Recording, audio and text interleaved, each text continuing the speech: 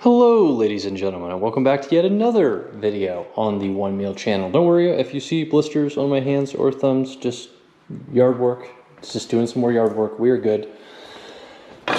We're once again making a massive meal for ourselves. That's probably enough to feed 3 people, and it's all for ourselves because we only eat 1 meal a day. I appreciate the new subscribers that we're getting and the other OMAD fans and people that just like having something on in the background while they eat or do something throughout the day. I appreciate all of that. So if you want to enjoy this video, say you are new and you want to enjoy this video as much as the people who are returning viewers and longtime watchers enjoy it themselves, grab yourself your favorite beverage, and tomorrow I'll come back for yet another video. Maybe enjoy this in the background while you eat, because we all know that we like YouTube on when we eat. I'm gonna have some chicken broth and this chicken stock that I make myself. I didn't put any seasoning in it this time, so I'm gonna season it up. It needs it. Let us enjoy a toast with one another in celebration of another upload on the One Meal channel. 1, 2, 3. Okay, that chicken broth is palatable now. It is palatable. That's the first time that I have made that chicken broth without seasoning it. It's great for meals. It's quite literally the most bare bones stock that you could possibly get. So I'm getting better and better and better at my consistency. I think this is one of the best consistency broth that I've made so far. Didn't get all gelatinous. It's just kind of like a thick liquid, which is perfect because when if you make like a soup or you make a chicken and dumplings or something like that, if you make a soup or a chicken and dumplings, something like that, you don't want when you have leftovers for everything to kind of bind up with one another. You kind of want it to still look like a soup. This is perfect for that. So before I get too distracted, that tastes good. Let me grab a potato and wash this up and get ready for the rest of the meal. So I have a call to action for you guys. Let me wash this. It's quite loud, you see. It's kind of hard for us to chat with one another with this water going. So give me a second to give you my full attention.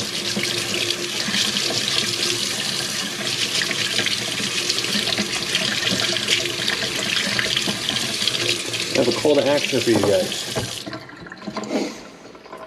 So I used to not have a whole lot of starch in my diet. Now that starch is slowly going up with the potatoes and the rice. The combination is more than I would prefer in like an ideal life, but you know, I need the calories throughout the day.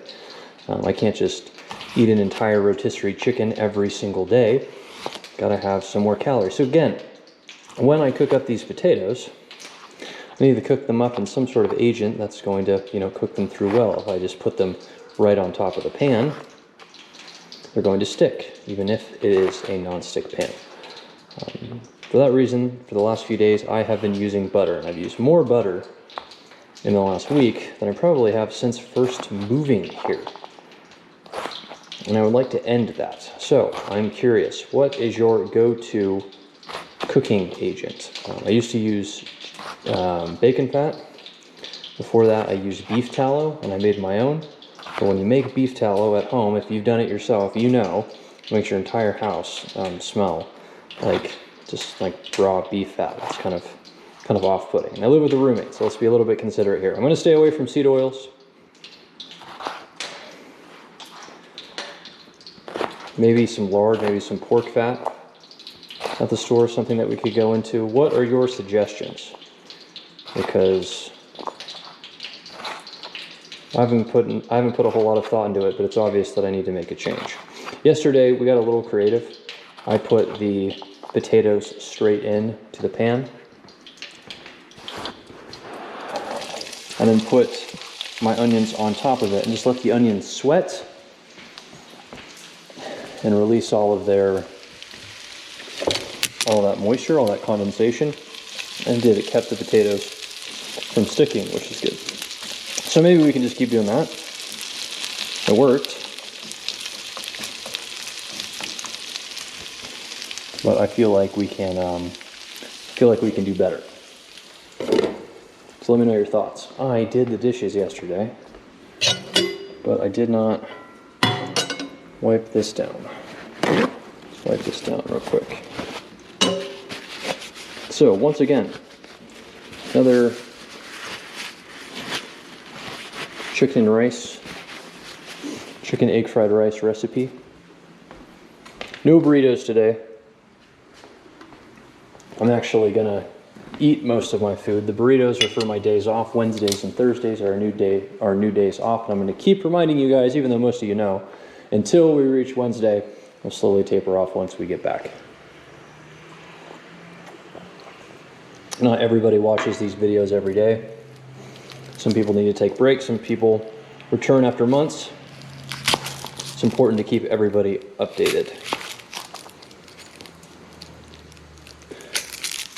Of course, you're welcome to be helpful little keyboard warriors in the comment section. If you see anybody asking questions of me that you already know the answer to, I do not mind repeating myself on video or in the comment section. I appreciate new people that come by that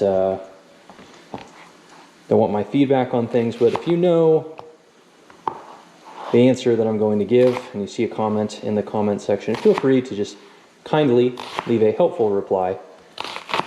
Be nice. I would prefer you guys be rude to me than rude to somebody in the comment section. So if you guys don't have something nice to say, don't say anything at all. But I know most of you guys are really awesome. You guys are really nice. You ask good questions. You give good advice about your own experiences. For me, I'm sure other people in the comments would be appreciative about that. With that being said, it's been a, I wouldn't say it's been a hectic work day. There's just a lot to do today, so I didn't get a chance to look into the comments in detail from some of my previous videos. I just looked at what popped up on my phone. I think somebody had a question about the pan that I use, the non-stick pan, and it wasn't a quick question. You obviously put some thought behind it. I just didn't get a chance to look at it. I will take a look here either at the end of today or later this week and give you a full answer in the comments, or I'll give a shot at answering what I think your question was about now, which is like how healthy non-stick pans are. So I don't think you're talking about if it did a good job keeping things from sticking. I think you're probably talking about like the metals that leach off of that into your food, and comparing that to like a stainless steel pan or a cast iron pan. And as you see, we do have a cast iron pan over there. So, just to answer your question directly, because I have a tendency of being long-winded. It's helpful for these longer videos, but I do have a tendency of being long-winded. I do it because it's convenient. I do it because it's convenient. Just like I'm using butter right now, because it's convenient. My goal is to come up with repeatable long-term strategies that I can implement in order to consistently eat the amount of calories that I need a day, consistently have food that is not unhealthy for me, or at least less or more healthy than alternatives, especially like going out to eat, because I used to have a huge problem with ordering food in or fast food or things like that. Going out to eat is fine. I do that about once a week, but like getting fast food, I had a really big problem. I made a video probably like a month or two ago where I talked about I'm like 170 pounds right now. I used to be 265 pounds, and that was not too long ago. That was like 5 or 6 years ago. So I have photos of myself. You guys aren't going to see them because it has my face in it, but I used to be very chubby Nathan, a very obese Nathan. And going from being an athlete, and a really good athlete at that was like had potential to go on and play in college, to just the overweight guy at work in just a couple of years was a really, really drastic change that took over my life really quickly, out of nowhere. I didn't realize just how bad it had gotten. You know, you look at yourself in the mirror and you're like, oh, I'm not where I want to be. I'm definitely, not happy with this. And then you look back years later and you go, oh my gosh, I didn't realize it got that bad. So I just started, that's where the one meal journey began. People have it's just about finding a system that works. Maybe you have a personal goal that's health related, Mine was specifically about weight and losing weight. And that's when I started my journey of trying to find a strategy that could work for the long term. And this is not a strategy that I'd recommend to other people, and we're just documenting my personal progress. The only way I could stay consistent with keeping the weight off was just eating once a day. Eating as much as I wanted, eating whatever I wanted, but I could only eat once a day. That was my rule for myself. So I was still eating junk food back then, but I said, as soon as I got full and I had to stop eating, that's it. That's all I got for the day. And what I found is that even though I ate like a bunch of junk food, like just a few hours later, I was hungry again. And that's when I started doing research, and I learned that, carbs satiate you in the moment, but not for the long term. Protein doesn't satiate you in the moment, but it does for the long term. So I switched over to like a high protein, high fat diet, ate a lot of steaks, ate a lot of ground beef, just a lot of protein. Stuck to about 1 or 2 meals a day, and I was able to lose basically 100 pounds in the same amount of time that it took me to put on all of that weight.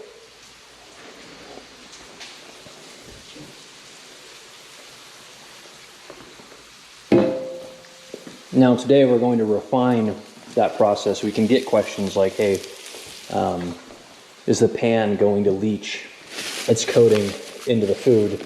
The answer is yes, and that's probably, or it's definitely not good for you. And it's probably has some immediate effects. It's way better for you to have, cast iron leach into your food, because iron is good for you.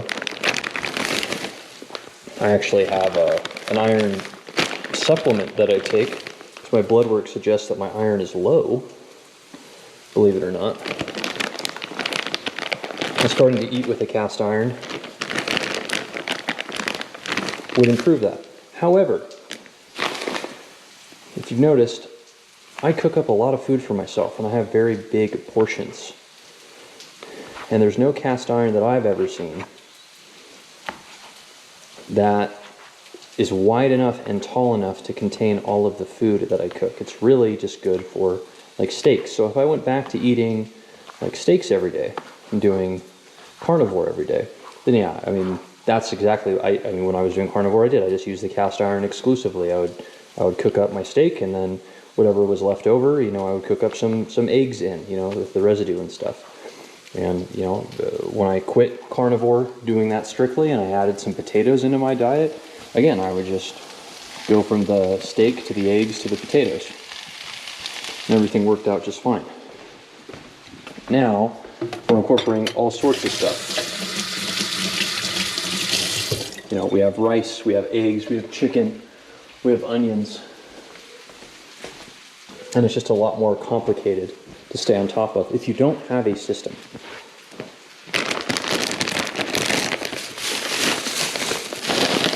And luckily the system that I have works. Now that being said,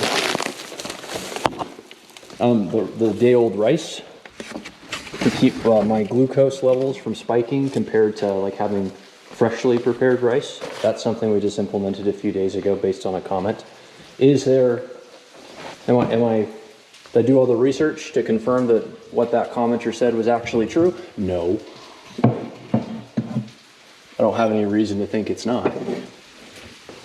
But it's convenient to have day-old rice sitting out ready to go instead of spending all of the time cooking it. And sure, granted, I'm cooking up more rice right now, but again, that's for tomorrow. I just don't need to think about it. So what if I forget to cook up some rice for a video? I don't have to worry about my timing, right? And that was the big thing. I had some videos that were 40 minutes long because I forgot to turn the rice into the cook position. It was on the warm position. Not anymore.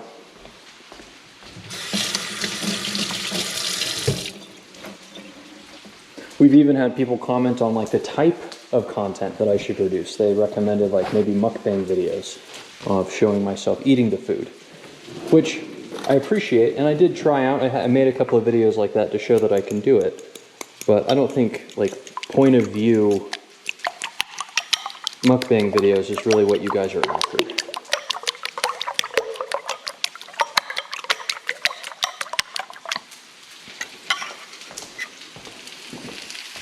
it definitely would divide my audience, let's put it that way, because I think most of you have this on in the background while you do other work,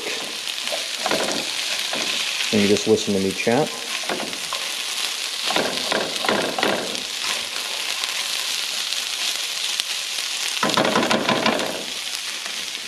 Yeah, my roommate does that. Half the time he doesn't even know what I'm saying. I'll just go off on a tangent like I did earlier, and he'll just let my voice operate in the background. Now, imagine that you're somebody like that, who likes that type of content.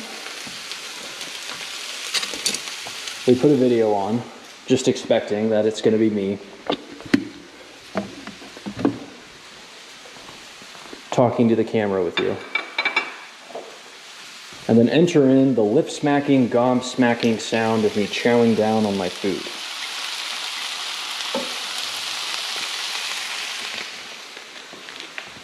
I don't think they would appreciate that too much. So who knows, maybe in the future of the channel, we'll have more of an ASMR element with some higher quality audio for what happens after we're done cooking.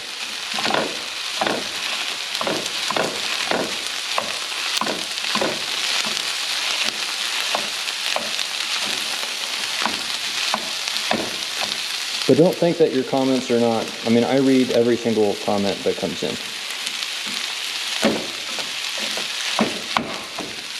I vacationed in Japan, and like I work remotely, so I just brought my work laptop with me, and I made a video about like the food that I'm eating out there while also just working, you know, on my computer. And I had people leaving comments saying that I should get deported from Japan.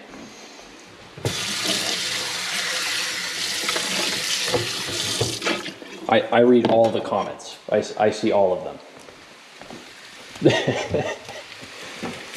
So if you're worried about, if you want to say something and you're thinking, I know maybe somebody else said it, or maybe I shouldn't bring something up, for whatever reason, you're thinking of commenting and you decided not to, it can't be any worse than telling me to go deport myself. I don't. I think you're fine. I think you're good. I don't think you have anything to worry about.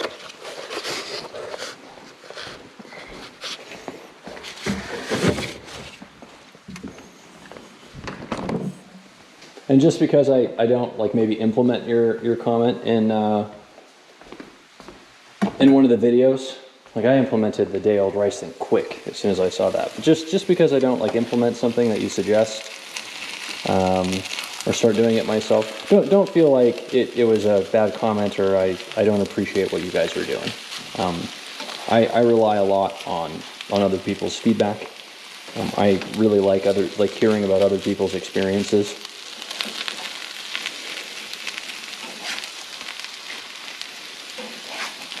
And at this stage, the more contribution that we get, the better. I'm not out here teaching you guys anything. I'm not an expert by any means. Again, I'm just here kind of documenting my own journey.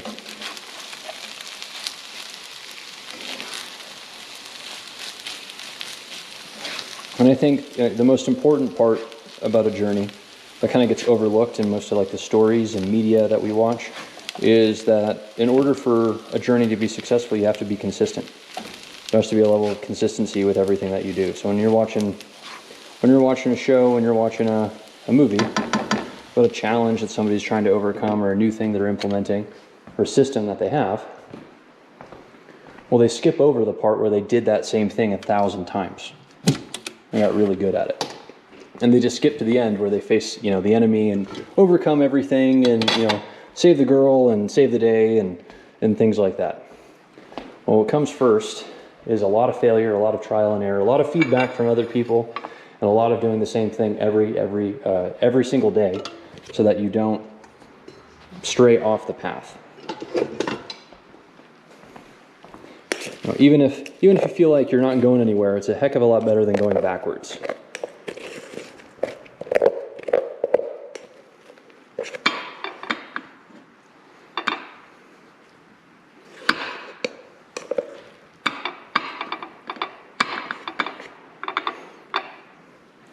Personally, I miss making and eating steaks every single day. But you can imagine, like our meals, this meal won't be that heavy. I think it'll be like a little bit over 2 pounds.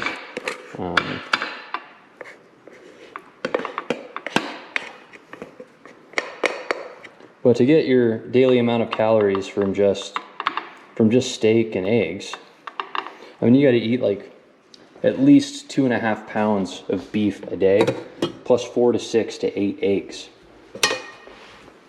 which I bet you can imagine eating that many like scrambled eggs or over hard or over easy eggs for a month. Your body might get bored of that. Making this for myself every single day, my body loves it. My body thinks it's fantastic.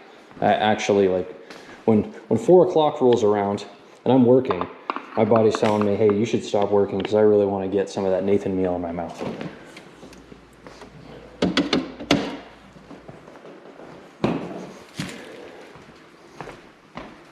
When I was doing carnivore and adding eggs, my body was going, hey dude, maybe you should just keep working a little bit longer because I don't want to have to shovel like 6 whole eggs into my mouth. Like that doesn't, there isn't enough salt or pepper in the world to get me to look forward to that.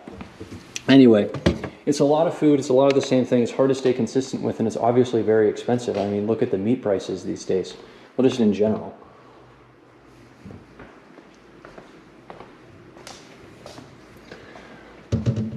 My parents are really good at finding like good deals at the store. We're always able to find like really good discounts. My dad really likes barbecuing. The weather is starting to get nice, and so I'm sure he's going to be out barbecuing in no time. But even with the deals, I'd say, you're not going to get anything better than like $7 a pound for a good piece of beef that doesn't have, like it's not on the bone or something like that.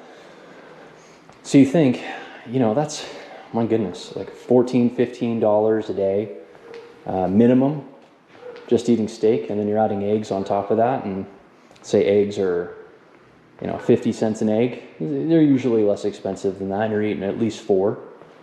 So I'm going to round up here a little bit, but that's like $20 a day in food that you're going to eat while you're budgeting. Like that's your bare minimum. Yeah, sure. Like Noah and I will go out to eat, and we'll drop, $40 to $60 on a bite out to eat. Like one of us will pay for both of us, and then with tip and stuff, it's like that's $40 or $60, for a single meal. And depending on where we go, that might not even be enough to keep us. You can definitely overspend by going out to eat. But the point is, if your budgeted food is costing you $20 a day, I mean, what? Extrapolate that across 30 days. I mean, what is that? That's $600 a month for yourself. Not including like little trips to the gas station for a snack, not including like buying food for your friend. So, you could end up spending like $800 a month, like just on food. And you're staying you're budgeting your calories really well. You're staying extremely healthy, but you're also not getting a whole lot of variety. Yeah, throw in seasonings, throw in marinades, throw in kitchen supplies and paper towels and things like that. All of those all of those things are involved in the cooking process. $800 a month, $600, $800 a month, that's a lot of money. Getting some rotisserie chickens from the store with some rice and some potatoes and onions, I mean, I'll be honest with you, it's like 1/10 of that cost if you're deal hunting. It's actually like, I can get my monthly food price, cost down if you're not, like I can get the cost of all the food that I eat in a month down to what like a single meal that me and Noah have like eating out, or Noah and I, however English works. Noah and I eat out. It's like if you go to Walmart, depending on where you live, there might be a section where they have like day-old rotisserie chickens. And if you're just gonna like take apart the rotisserie chicken, or freeze it. The fact that it's a day old is not a problem. You're just going to break it down.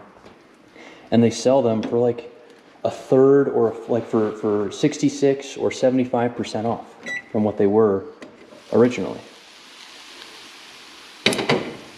So I'll walk in there and I'll walk out with like 3 or 4 rotisserie chickens for like 10 or 12 bucks. It's like 12 pounds of meat by the time I'm out of there, even when I'm done picking the bones apart.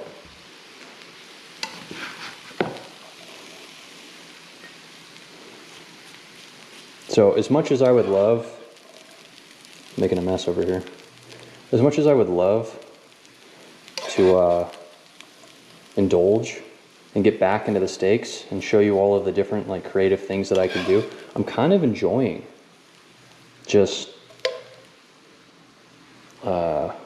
being a deal hunter, being a little bit of a, what is the word for it? I'm trying to come up with like a derogatory term for it.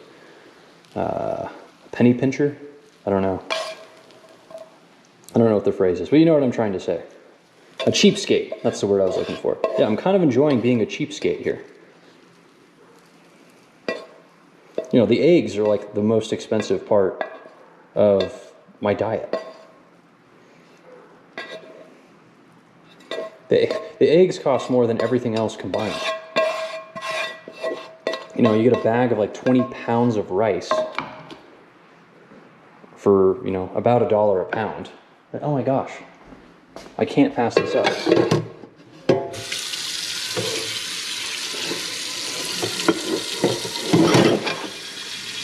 Ouch. So again, I get some comments sometimes with good recommendations, and I do write them down because I can't be a cheapskate for the rest of my life. Oh shoot, making an absolute mess over here. Yeah, I can't be a cheapskate for the rest of my life. But for the moment, like, let's see what we can do this year, what we can accomplish by spending the least amount of money that we can on food while also getting all of our calories a day, keeping our blood work in a range where, like, our nutritionist is happy. Let's see, I did make a mess. Did any of that? I thought for sure some fell on the ground. I don't see anything. Okay, so let's see where this journey takes us. And with that, we're already at the end.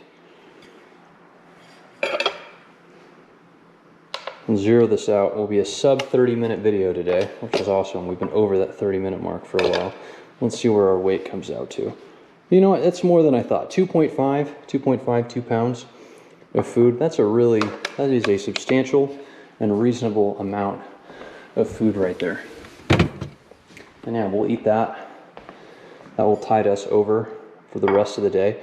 Anyway, I hope you appreciated tuning in for yet another episode. Thank you for all the longtime viewers for staying consistent with us and watching. Thank you for the new viewers who are coming in and testing out the waters. I hope you guys stick around.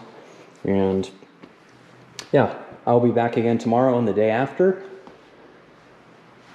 No, I won't. I'll be back tomorrow, and then that's it. Oh yeah, because Wednesday and Thursday. It's coming up quicker than I expected. All right, well, you better tune in tomorrow because I'm going to take a 2-day break after that. And I won't be back until Friday. So I appreciate all of you. Thank you once again. I will see you all later. Bye.